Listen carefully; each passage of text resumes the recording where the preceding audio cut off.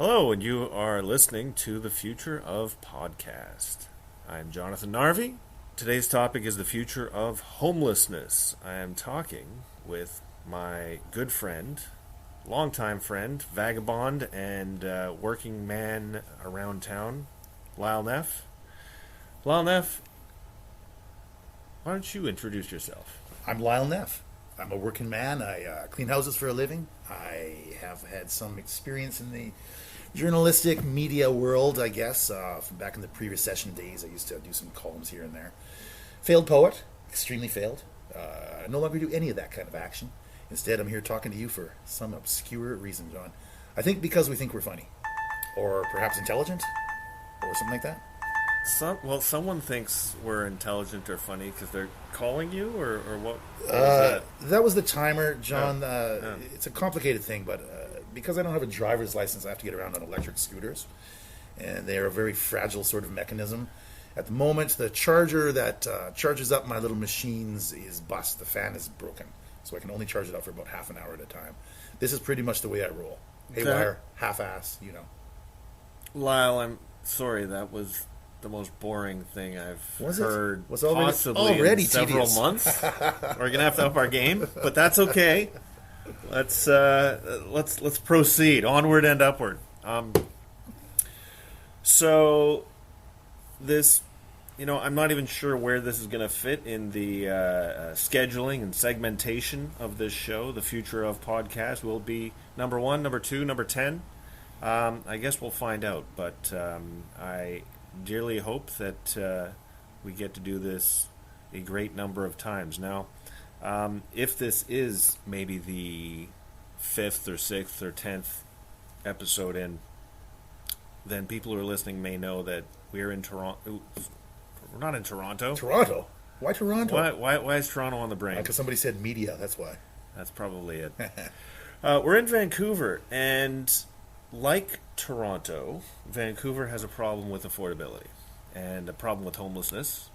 I think Lyle has some interesting ideas to share on why homelessness is a bigger issue here. Why is this happening? How is it even defined? Where are we headed with homelessness? And what is to be done? Always the question, right? Well, first off, man, I would think that the first thing you said was affordability, which, to me, you might be getting it by the wrong end of the stick here. If it really is just an economic question, if there's more and more people living on the streets simply because houses are so dang expensive, then why wasn't this a problem in the worst years of 2008, 2009? I think there's really something else that's going on here that explains this problem. I'm not quite sure what it is, but I think the reasons might be a little deeper, a little more cultural than just straight economic, right? In my view, and to parenthesize, we're all experts in this, John. I live in the Mount Pleasant neighborhood, which is, there's no kind way to put it, is under siege by smelly persons living under blue tarps and whatnot, who have robbed me personally over and over and over again. Who walk about barefoot into the local pizza parlors and whatnot, defecating the needles. We all know what the scene is, and we are more or less expert in it. The problem isn't the lack of compassion for all these whacked out, sad souls. I think the basic problem, when you get right down to it, is we close all the big psychiatric hospitals. In Vancouver, the place was called Riverview. It has other names in other places. And the old big institutions were all closed in the 60s and 70s, basically on a wave of patients' rights advocacy. It's all of a piece of the Cultural Revolutions of the 60s, right? So getting into that, for people who may not remember that time, because let's face it, we're not 20-somethings anymore, and we are aware of certain things that transpired. Talking about, going back to One Flew Over the Cuckoo's Nest, that film with Jack Nicholson. That goddamn movie might actually be literally to blame for all these current problems. It actually might be. But please go on. Actually, I was hoping you would share, because you've talked about this before. I've done a lot of thinking on it. I really have. This patient's rights stuff is about something very near and dear to me, of course, which is the liberty of the individual. But there were a lot of thinkers back then. R.D. Laing is one we might talk about. Laing. You familiar with this cat? No. Well, he was a big one who was, the theory was that mental illness is really undefinable. Perhaps it's the individual who is sane and the society is mad and all this kind of stuff, right? This sort of encounter group thing, this business of ties to the community and family being far more important than keeping the plainly mad off the streets. Artie Lang and many who followed in his wake would never have any kind of psychiatric institution where anybody could be held against their will, if at all possible. And to be fair, places like Riverview, the big psych hospital out here, could be pretty goddamn awful places. You know, inmates were often abused. People would get in there who didn't really belong there but couldn't be got out. When you hear people say, like, well, you know, there's so many mentally ill on the streets, and I think craziness exacerbated or informed by heavy drug use is really at the core of the problems that we're seeing here, right? It's less about money and it's more about people who are just so goddamn screwed up that they're now inflicting their pathologies and immiserating the rest of us, destroying entire neighborhoods, basically. I don't look too kindly on this whole thing. What am I getting at? I want to back up on some of that. I think there's no question you're correct that there's a mix of mental illness, drug use thrown in there that explains to a greater or lesser extent why we have a homelessness issue in our big city. However, there are plenty of drug users out there. Mm-hmm. What would you call them? Social drug users? Recreational drug users? I guess so, man. It doesn't look very fun to me. See those poor zombies shivering down Hastings Street. It does not look like a blast. Well, it does not look like recreation. No, I'm you know, our great Prime Minister has just recently legalized at least one drug on that list. But mm-hmm. You know, we're generally talking about harder stuff here. But drug use does not necessarily lead to not being able to afford a home and or leaving one's home and winding up on the street. That's very true. That's very true. You hear about, and obviously I don't think there's any data available on this question, but you hear about bankers who use smack at the weekends. I can speak for a lot of people. Do I use drugs of the harder kind? Who's to say, John? Who is to say? But a lot of people can use drugs that would scare a lot of civilians and use it in a fashion that, although it may impact their lives, it only impacts their lives. The kind of drug use we're talking about with street drugs like, you know what an 8-ball is? That's a mix of smack and coke, my friend. There's meth, which can be smoked or injected or sniffed and stuff like that. The fentanyl stuff you've been hearing about. All these hard drugs are out there. They've always been out there. They can't be stamped out, generally speaking. Some people, however, start taking those drugs and it seems to destroy them. And it seems to destroy them more or less immediately.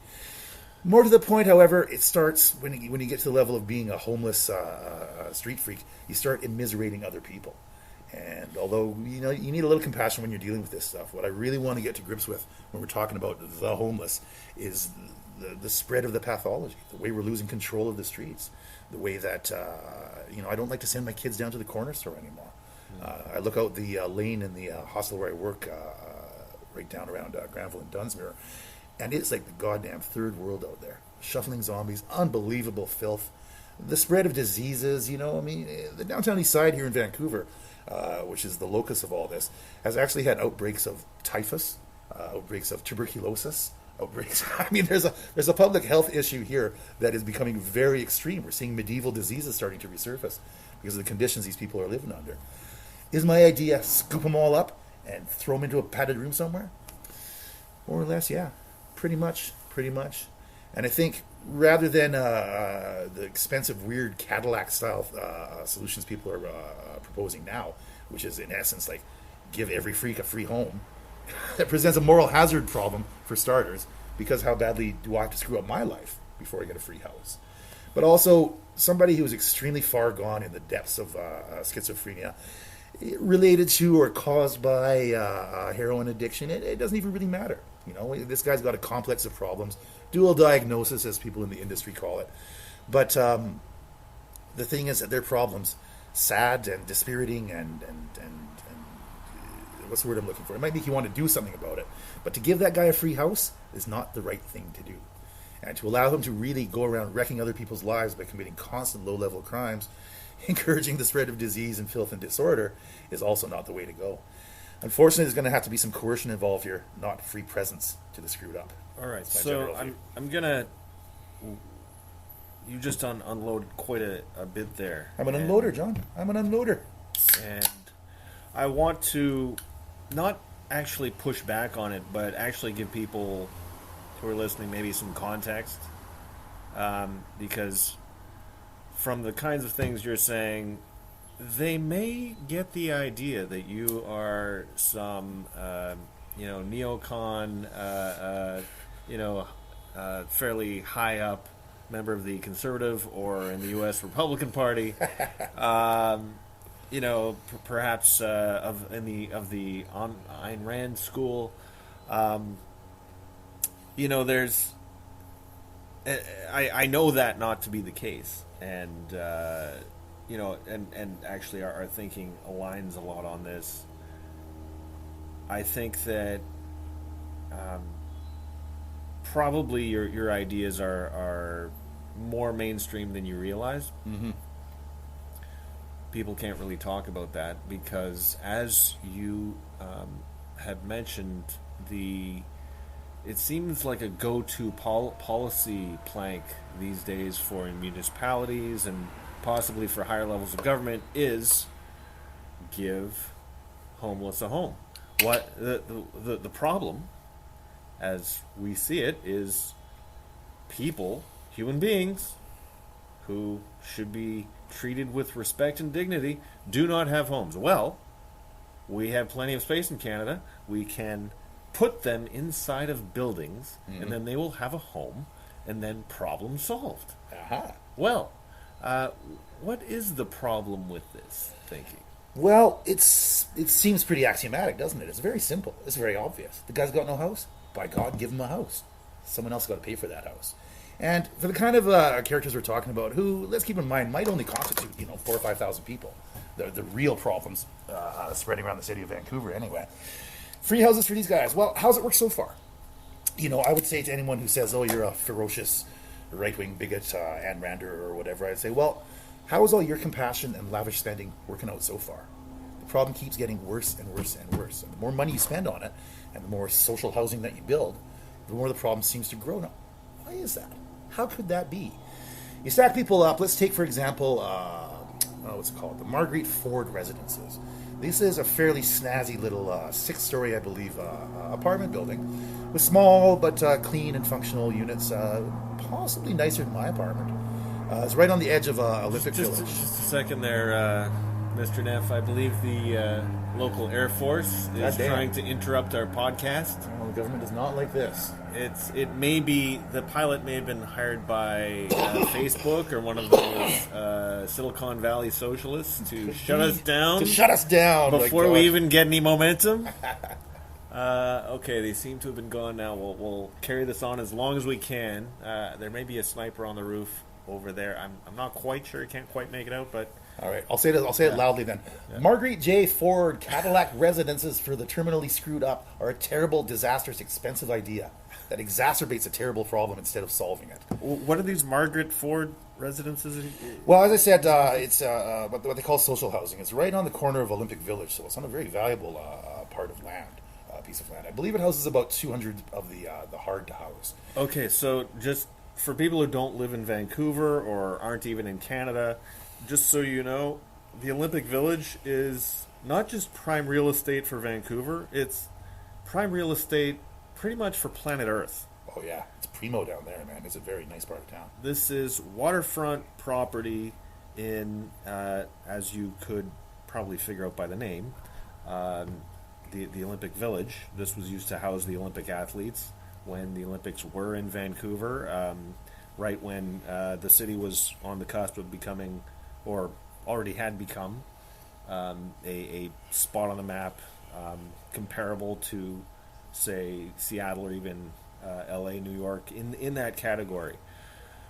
And here we have, in that elite enclave, this Olympic Village, this place where it's simply beautiful, and it's close to all kinds of amenities that you would want to live nearby, as a resident, as a parent, as a person who is upwardly mobile, who has all the opportunity in the world. This is the kind of real estate, the kind of home you would want to live in. Amazing views, closeness to businesses and restaurants, pubs, the kinds of places where you want to eat, drink, see, and be seen. All right, Narvey, you're dribbling on, my friend. Dribbling on. It is posh. Just wanted to sort of give people the context. This is the area that, if it was New York, it would be, sort of the probably Upper West Side or something. The Upper West Side. It's pretty posh. They were $1 million condos, urban fare. Okay, so and we're putting in social housing in this area. It's already been done. The Marguerite Ford building went up in the early stages of the so-called crisis. As I say, I believe it houses about 200 people. I became intimately acquainted with this thing, which is plopped right in the lap of all these yuppies in the Olympic Village there, when my very expensive electric scooter, for which I slaved and which is absolutely necessary for me to get to work with, was stolen. The first of 3 scooters that have been stolen by possibly unhoused criminals. Anyway, the first scooter, I found it the next day outside the Marguerite Ford Center. And I managed, after some to and froing with a very unhelpful VPD, to take my property back on my own. I had to. The police were of no help in this matter. But, of course, I became interested in this place were the owners wouldn't let me in to discuss this theft. Sorry, but before we get on to the next little bit, are you sure you didn't just leave it there? Were you drunk? It's pretty close to the Ivanhoe Pub, as a matter of fact. The Ivanhoe Pub, for a little more context, is another arguable eyesore that's kind of on the corner of Olympic Village, but it's a lot more fun. Anyway, the Marguerite Ford residence, I started looking into it because clearly a resident there had traversed the 12 or 16 blocks from up to my place, steal my property. Not just once, but I would suspect very likely the same people were involved with the later thefts. Anyways, I started looking into it. Marguerite Ford went up in about 2005. People were slapped in there. It's possible they pay some form of rent, but they're all on welfare, so the entire thing is basically a free house, right? And the Marguerite Ford, I'm not sure what sort of treatments they have available, but they booked 1,600 police calls to the building itself within the space of 1 year. Now, those are just calls to the building. The denizens of that building, those poor disadvantaged homeless, are clearly fanning out and considering committing much more crime in the village and in Mount Pleasant neighborhood here around. And I couldn't find any statistics or any numbers about that. In fact, I found this one stat about 1,600 calls being logged at the Marguerite Ford residence. 1,600. Think of that, John. For 200 people. And that's cops coming to the building. It has nothing to do with what crimes and activities the denizens of that building might be doing in the surrounding neighborhoods. You can bet it's a goddamn lot. So whatever they're doing down the Marguerite Ford residence is, this is a word I'd like to use a lot, immiserating the people around it. To me, having my my vital work vehicle stolen was just the beginning. I've been constantly under siege. Aside from the Marguerite Ford, the old Biltmore Hotel up on Kingsway, which is also part of the Mount Pleasant neighborhood, not too far from the original Marguerite Ford, has now got, and again, there's various kinds of social housing, and I'm not too clear on the distinctions. All I know is that if you're severely drug addicted, completely addled in the head, a little wacky in the thinker, you can get a free house at one of these places. This is the policy we're talking about. Oh, the guy's got no house? Give him a house. That'll solve the problem. In this case, the Marguerite Ford, I don't know what it might have done for the people who were living in it, but it sure made life hella shitty for everybody else around it. So again, this comes back to well, what are we doing wrong? All this compassion, building houses for the homeless, huge amounts of money. I can't imagine what that building must have cost. And obviously the denizens aren't actually paying for it. And what's it actually accomplished?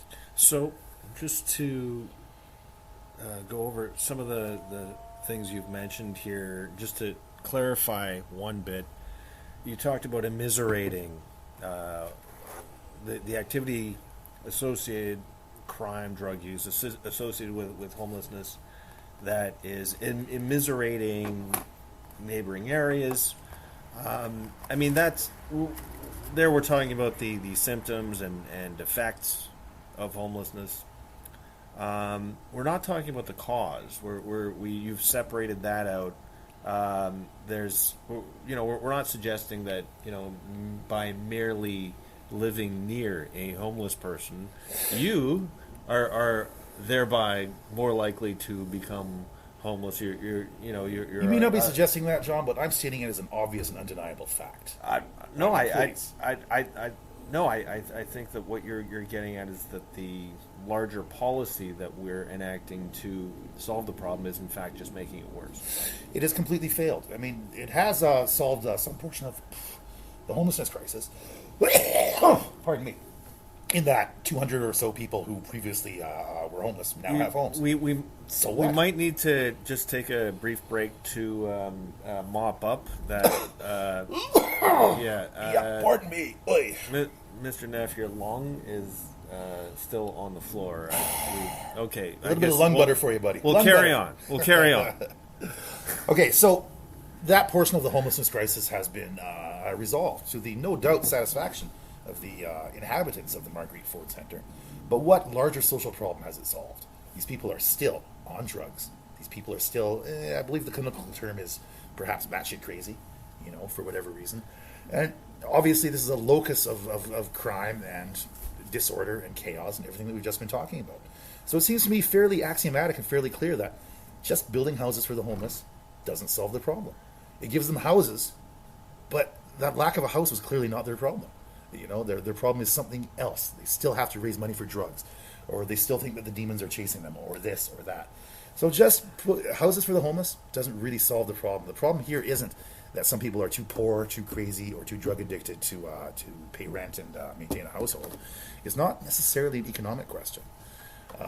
There's something else going on here, I think, and I'm interested in trying to identify what it is, and also in having people recognize, especially the hundreds, even thousands of Vancouverites employed in attempting to address these problems, all the housing societies, the government-sponsored charities and whatnot. There's a lot of people really spending a lot of money on this. They've obviously failed to solve the problem. Can you get them to admit that they have failed to solve the problem with the compassionate, expensive, build-them-a-house approach? I don't think you can get anybody to admit that. The City of Vancouver stopped releasing statistics on the Marguerite Ford residents and the crime rate surrounding. There's just no numbers to be had. You can't find it. That suggests to me that the failure is so total and so complete that only a leftist could love it. What they did didn't work, so something else has to be tried. So we've been talking about this issue of the future of homelessness in a local context. Of course, this is a problem that affects cities around the world. It's a problem that probably affects you wherever you're listening from, in a neighborhood near you or possibly in your neighborhood. And again, we're not saying we're not trying to make a judgment as to the moral upstandingness of homeless people. That's a whole other conversation if one wanted to have it. But it relates to something that we've been dancing around a little bit, because we've talked about the symptoms of homelessness. We've talked about the what's causing it, and as you mentioned close to the beginning of this conversation, you don't have to be an expert observer with a PhD in homelessness studies to see what's happening. So for the average citizen who sees that this, hey, put homeless people in a home and it's going to solve the problem, we've been trying this for a number of years, it's obviously not working, and yet it seems to me that the motivation behind it to keep doing what we're doing is twofold. Number one, nobody has a better idea. Mm-hmm. Raise my hand. I have a better idea. Okay, well, we'll get to this in a second. Maybe it's threefold. So I'm going to amend my earlier point. Number one, nobody is brave enough to put forward another idea. Number two, I think people actually have an idea that dignity, as I mentioned before, putting people in homes gives people dignity. Everyone's entitled to respect. It's almost give them a home. If whatever kind of horrid, just whatever kind of activities go on behind closed doors, well, it's none of our business. We are private citizens, so whatever happens there, it's out of sight, out of mind. The problem has disappeared. Except for all the police calls. Yes, and the tuberculosis, and the theft, and the public defecation, and the fighting, and the prostitution, and so on, and so on, and so on. Right, which sort of hits on my third point, which I think you articulated it right there. So let's just... I think people are not brave enough to say what the solution, frankly, an obvious solution would be. And so I come back to you, Lyle. Okay, well, I want to expand on this a little bit, but first off, it's basically a two-part thing. Number one, enforce the vagrancy laws. You no more have a right to camp on a public sidewalk than I have a right to walk into your house and use your toilet. You simply cannot do that. You simply cannot allow that. And yet, if you look at Oppenheimer Park, also in the downtown side, again, the locus of this problem, Oppenheimer Park is entirely given over to blue tarps. Oppenheimer Park is not a place that you would take your kid anymore. Oppenheimer Park, what used to be a fairly pleasant stretch of greenery in a fairly blighted neighborhood, is now the ne plus ultra of blighted neighborhoods. It is a vast, vast tent city, which I believe receives some government services like it was just another neighborhood. It's covered with the blue tarps that are possibly one of the defining symbols of our times. And it is, of course, a nightmare of chaos, overdoses, violence, misery, and horror show. Now, am I saying send in a bunch of old school cops with billy clubs saying, "Get out of here, boyo, move on, move on"? I think that's a good point. I'm sorry to interrupt you, but you talk about an old school solution. Well, enforcing laws is old school, right? Well, what I'm saying is, tent cities, maybe, I remember growing up in the 70s and 80s, it being a time of, certainly there were still poor people at that time, and I grew up in a squarely middle class existence in a suburb. So and I probably wasn't reading newspapers when I was 12 and 13, so I may not have been aware. But it seems to me tent cities were sort of a thing. We're talking about sort of Depression era hobo jungles, as these used to be called. Yeah. Exactly, and until I came to Vancouver in the very late 90s, early 2000s, I had never seen, I don't think I'd ever seen a tent city up close and personal that, I'd seen homeless people, obviously. They're in every city, and always have been. There's always been people who have not fit in. The poor will always be with you, John. But tent cities are a different kind of phenomenon because it requires not just homeless people, it requires a certain acquiescence of the society in which they are planting their flag. It requires authorities looking the other way for a behavior that is clearly illegal, and illegal for very sound public order and public health reasons. Somebody said once that the law in its majesty forbids the rich and the poor alike to sleep under bridges. And that was a very typical sort of cosmopolitan leftist view, you can't criminalize somebody just for being poor. You can't criminalize them for, I'm not criminalizing you for being poor. I'm not criminalizing you for being mentally ill. I'm saying, stop shitting on my boots, stealing my stuff, terrifying my kids, and stabbing that woman. You know what I mean? It really is the behavior. For me, the question of whether the homeless, and this is a new term, that's something else I wanted to get into, are morally praiseworthy victims of a brutal capitalist society, or if they're a bunch of shiftless shitheads who really should just get a job and get it together. None of that really matters. I'm not really interested in blaming or praising people who are homeless. I'm interested in actually solving the problem. A lot of people, especially the activist core that is active in homelessness issues, as they say, issues around, as they always like to say, these people have got the completely wrong end of the stick. They feel that they're protecting the poor.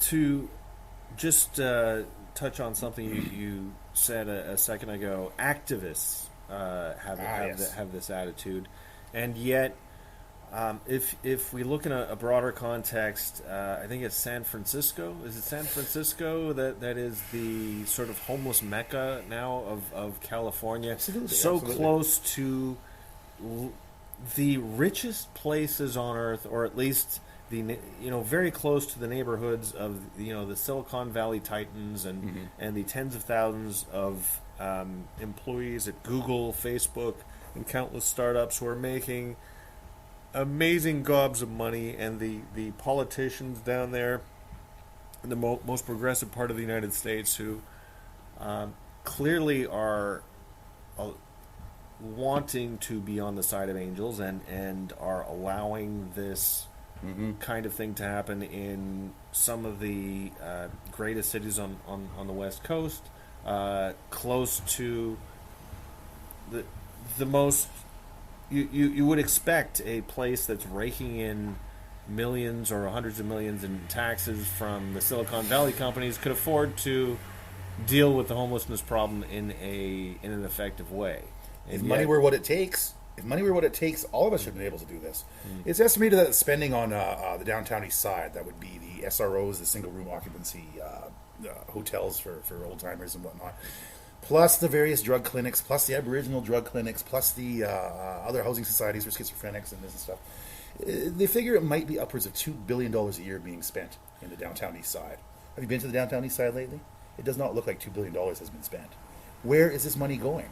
Frankly, it is feeding a lot of people like, Jenny Kwan is a local politician who has made this one of her signature issues. And boy, does she ever live well off of it. There really is a class now that has arisen that has an interest in perpetuating the problem under the guise of compassion and nice fat salaries for themselves. Wasn't the Marshall Plan to rebuild all of Western Europe after the Second World War amounting to several $billion?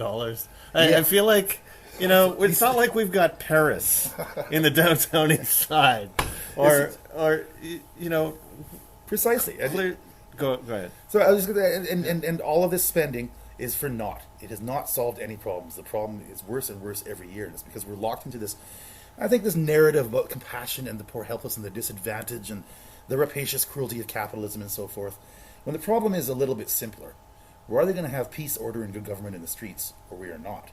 And the city gave over Oppenheimer Park and essentially turned this festering jungle of madness, this hobo jungle, into basically another city institution. I think they even have garbage pickup down there now. I think they have volunteers handing out little pamphlets about where you can get your mental illness fixed and whatnot. They've turned a lawless hobo jungle into basically another institution of city government, and it doesn't work. The Marshall Plan worked, of course, because those people were, you could say, economically homeless. I'm economically homeless because a bomb destroyed my house. However, I'm not mad in the head. I don't need to steal things to supply my drug habit and so forth. I just want to move into that house. That's a homeless person whose life is going to be improved by giving them a house. The class of people we're talking about, and again, it's not really huge numbers, but they're huge amounts of money being spent on this tiny, tiny portion of the population that is living outside, that is screwed up one way or the other. It's wildly out of proportion. It hasn't worked. And so, to return to my basic, what is to be done thing, number one, enforce the vagrancy laws. Anyone sleeping on the sidewalk has got to be gotten up and moved on. And if he says, I don't have anywhere else to go, well, why do you have to sit on Robson Street? Why do you have to be in a neighborhood full of kids and dogs?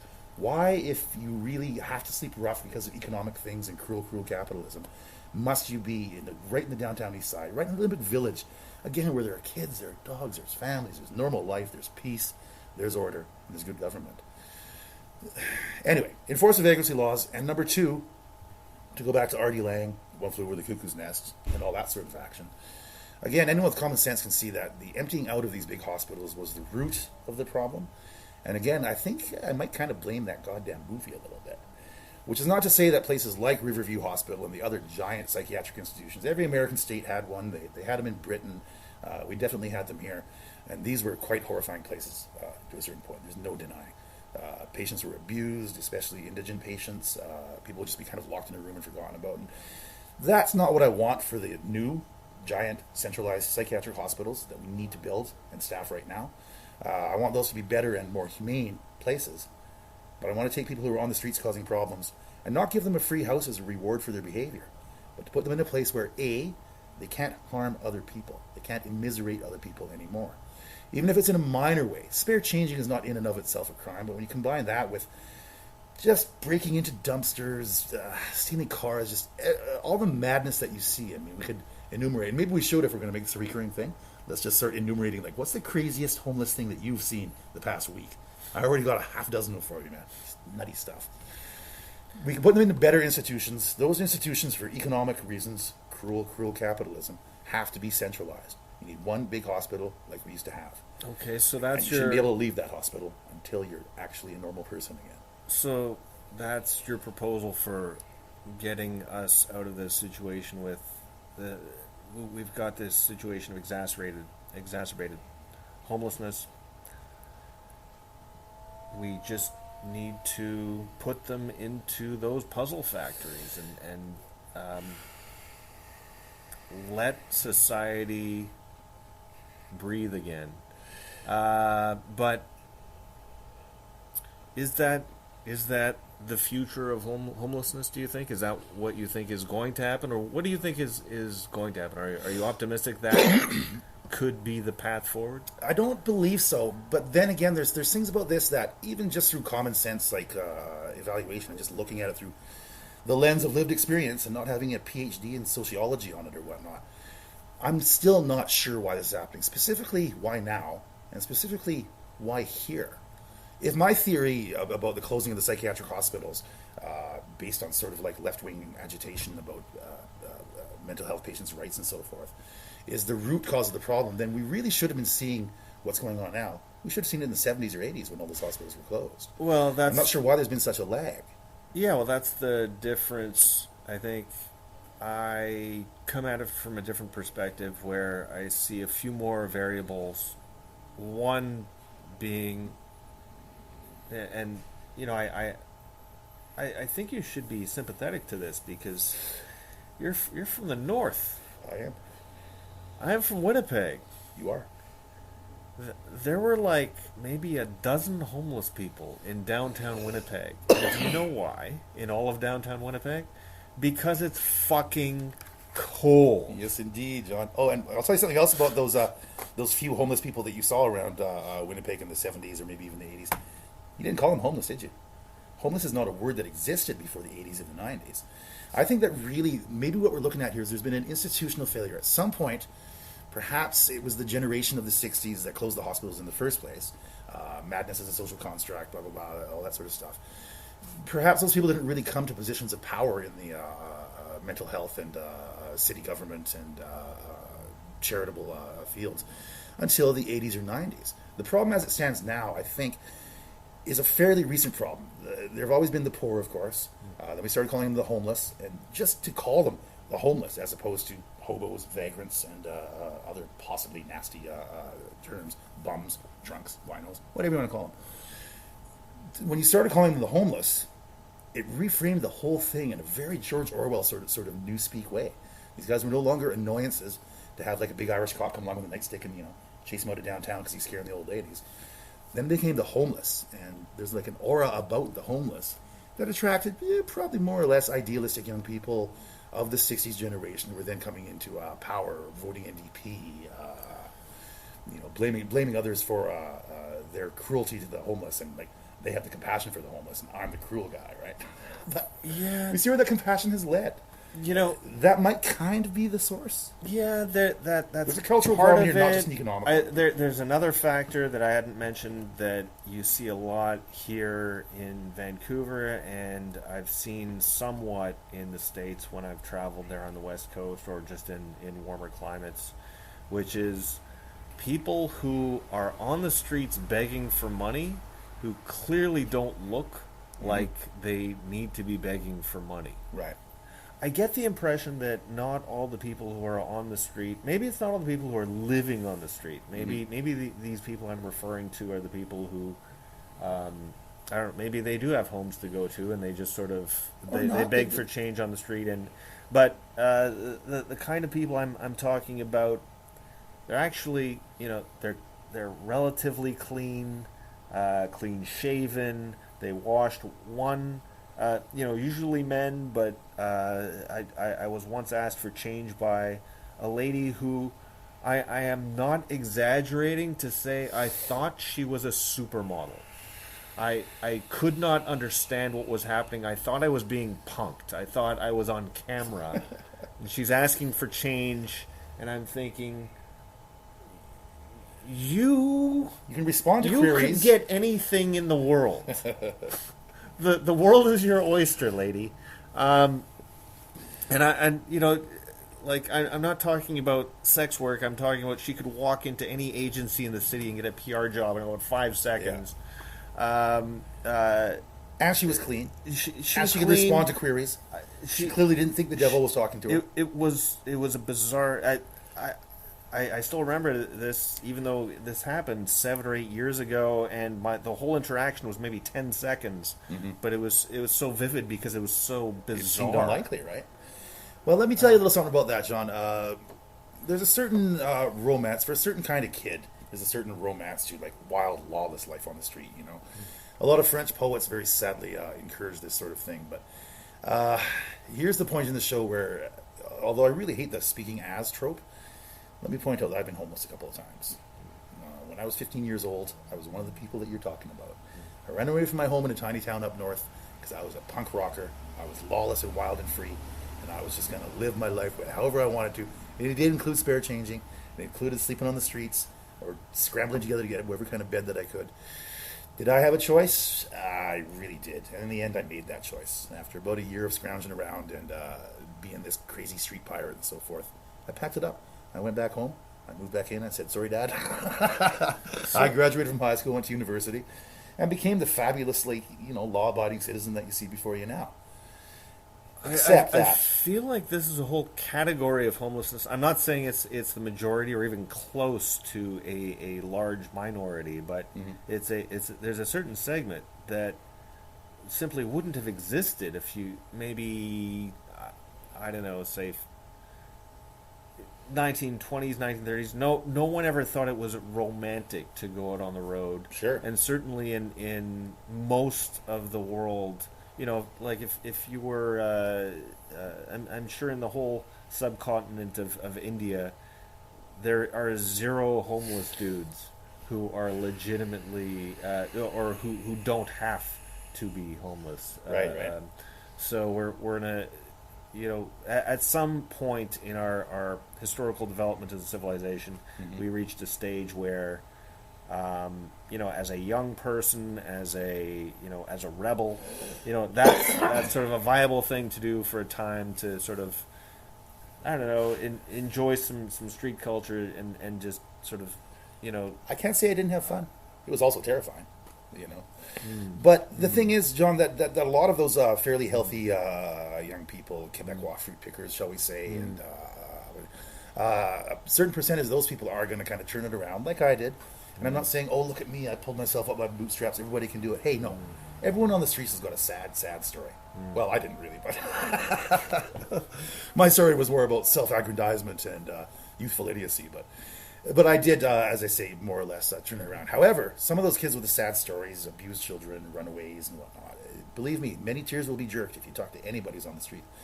But that's not the basis for a sound policy. Some of those people who are spare changing now, even though they could kind of pull it together, get a job, get a place, get relationships, have a shower every once in a while, have hot meals and whatnot, some of those people are going to fall further. And 5 years from now, your beautiful supermodel girl might not look so beautiful anymore. You might see her tottering down Hastings Street, heading down to the Needle Exchange, you know what I mean? Yeah. Whereas some of them won't. And again, this comes down to the morality of it, and I don't give a damn about the morality of it, whether they're good people or bad people, blameworthy or praiseworthy, whether they need a pat on the back and a hot meal or a kick in the ass and a hard job. None of that really matters. What really matters is how does their behavior affect the wider society? And it's dragging us down, man. Just here in Vancouver, after the repeated thefts of my belongings from my moderately safe neighborhood in Mount Pleasant, has made me itchy, paranoid, and I'll admit it, desirous of revenge.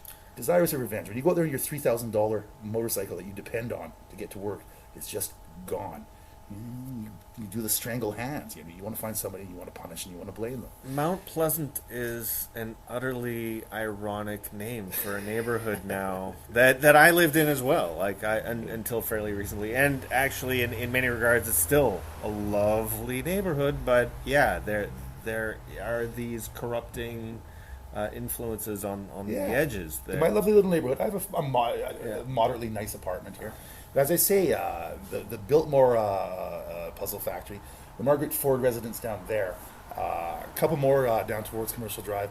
I'm basically in the triangle of a large nexus of the housed homeless, of people who have been given the free houses and who nonetheless go on wreaking havoc on every other part of society because, hey, now they don't have to worry about paying the rent. I mean, they obviously didn't before when they were on the streets. But providing a house to a guy who's so demented on heroin or who thinks that the devil is talking to him or that CSIS has implanted bugs in his body, giving that guy a free house, you think it's going to help him? It's not going to help him. It's going to make everybody else more miserable. How badly do I have to fuck up my life before I get a free house? You know, moral hazard says that if you reward bad behavior, and again, maybe it's their fault, they've got a sad story, they're crazy, they're drug addicted, blah, blah. But if you reward this, you're going to get more of it. And that might kind of go to why, cities with the most progressive governments, like Vancouver, the greenest city in the world, San Fran, the legendary home of American socialism, and so forth.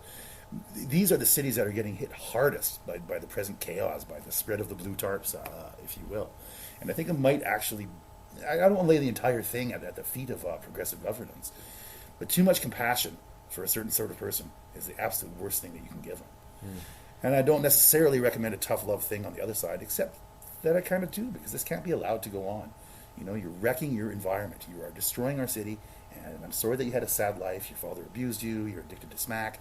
You think the devil is talking to you. I'm sorry about all that, but you can't be allowed to terrorize my children, shit on the streets, spread tuberculosis. You know, you simply cannot be permitted. And that's why some element of coercion in my ideal new super psychiatric hospitals is absolutely necessary. Some of these people have to be scooped off the streets by force if necessary and put into a place where maybe they can get help. So, not just a free house. And that place, most of the time, you're not able to leave it. Yeah, getting that help that's where a bit of the trickiness sets in, because, you know, naturally in a conversation about homelessness and the future of homelessness, you want to talk about the homeless, but we can also talk about those who I suppose in a relationship you'd call them the sort of codependency or enablers. And I'm talking about the industry of social workers and the people who run the various housing societies, deeply corrupt housing societies, by the way. Yes. Formerly charities that are now government operations. Where the incentives are totally the wrong way if we wanted to solve homelessness. All we're doing is sort of, we're perpetuating and incentivizing this kind of phenomenon to occur. Maybe you could sort of. Well, it's a fairly left-wing deal. I mean, I'm a regular working person, and I want this problem solved. If I was a more compassionate person who spent my time, like, you see those middle-class ladies crouching down by panhandlers, and the panhandler's sitting there drooling into his beard, and she's sitting there earnestly going, well, what is it that you need, Tell me your sad story. She's crouching there in her high heels. You see this a lot. It always kind of makes me laugh. Because what is she going to do for that guy? That guy just shit his pants, lady. That guy really thinks that CSIS has implanted a bug in his brain. You can sit there and you can hold his hand and pat his hand, and it's all very nice and it's all very Christian, but it doesn't solve his problems. And giving him $500 is not going to solve his problems. Giving him a free house is not going to solve his problems. What's going to solve his problems? I don't know. Maybe nothing. Maybe nothing. Some element of the population that we're talking about here is also essentially incurable. These guys are never coming back. And what do you do with a person like that? Well, my belief in the essential dignity and worth of every individual says, take that guy and put him someplace where he can't keep harming other people. Even if he's not specifically harming other individuals, the guy who's sitting on the sidewalk, jumping with fleas, covered with a blue tarp, and destroying your garbage and stealing your stuff, that guy is, again, immiserating other people. The left-wing approach to a lot of social problems is to kind of manage it and contain it and just kind of go on with it. And many people on the left wing, such as the professors and social workers you mentioned, really do, even if they won't admit it, have a vested interest in there being more people for them to pour their compassion onto. Compassion hasn't worked. Spending huge sums of money hasn't worked. So-called experts will not admit this, but we can all see it as plain as the evidence of your eyes. So what do? Well, I don't have all the answers, but I'm pretty sure that centralized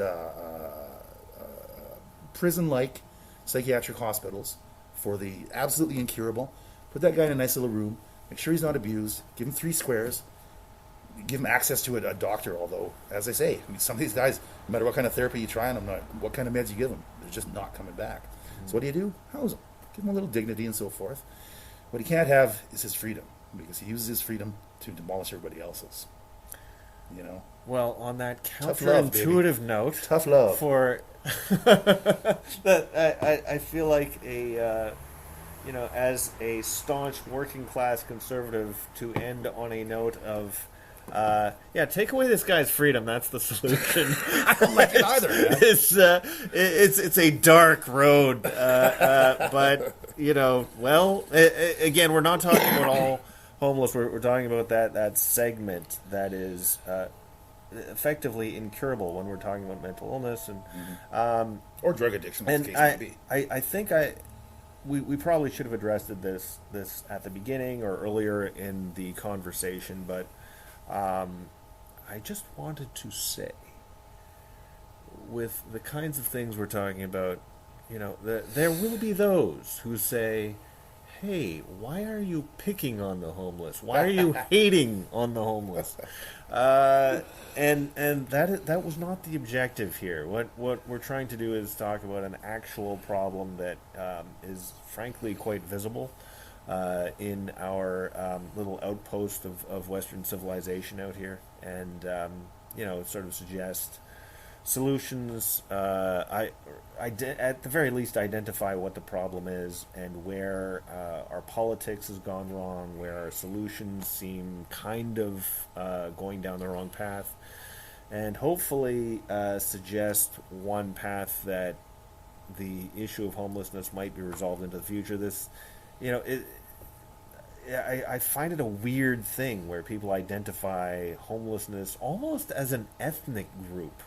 Why are you hating on the homeless? Like, why are you picking on the Jews? Why are you picking on the black guys? Like, what's, this isn't an immutable characteristic. Nobody, it is not. Someone who is homeless now, unless they are incurably insane, doesn't necessarily have to remain homeless. There are, lots of stories of people who, get off the streets, and good for them, and good for the society around them. If we return to this subject in a future episode, I will tell you a very instructive story about the second time I became homeless. And how I encountered the very good intentions of left-wingers, city council, and so forth, that actually made all my problems much, much, much, much worse. But we're going to leave that for another day, yeah? I think that's a good idea. So it's been a pleasure. All right, Lyle Neff. If there was a way that someone might reach out to you, I think you're fairly anonymous now on social media. It's because I find social media kind of vulgar, Don. All right, kind of vulgar. Well, Twittering and blogging, good heavens. All right. Well, normally I would give a plug out, but we're going to let you sort of live off the grid, continue, and I'm going to enjoy our next conversation about this or other topics. So, thanks very much, Lyle. All right, colleague. Goodbye, podcastees, or whatever the hell you're called.